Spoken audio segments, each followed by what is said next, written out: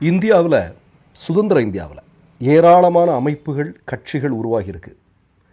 ஆனால் எந்த கட்சி எடுத்துக்கிட்டாலும் சரி அல்லது எந்த அமைப்பை எடுத்துக்கிட்டாலும் சரி, அது ஆரம்பிக்கப்பட்ட காலத்தில் இருந்த மாதிரி இப்போ இருக்குமானா இல்லை. எல்லாமே உடைஞ்சிருக்கும்.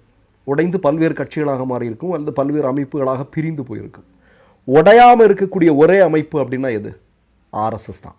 ஆர்எஸ்எஸ்னுடைய மிகப்பெரிய பலமே அது துவங்கப்பட்டு இன்னைக்கு வரையிலும் அது சிதையாமல் ஒரு அமைப்பாக கட்டுக்கோப்பாக வலுவாக அப்படியே நிற்க வைக்க முடிந்தது அப்படிங்கிறதான் அதனுடைய மிகப்பெரிய பலம். ஆனால் மோடியினுடைய ஆட்சி நடந்து கொண்டிருக்கக்கூடிய இந்த நேரத்தில், ஆர்எஸ்எஸ்னுடைய 100வது வருடம் கொண்டாடக்கூடிய இந்த நேரத்தில், ஆர்எஸ்எஸ் மிக விரைவில் உடைந்து போவதற்கான வாய்ப்பு இருப்பதற்கான அறிகுறிகள் தென்பட துவங்கியிருக்கின்றன.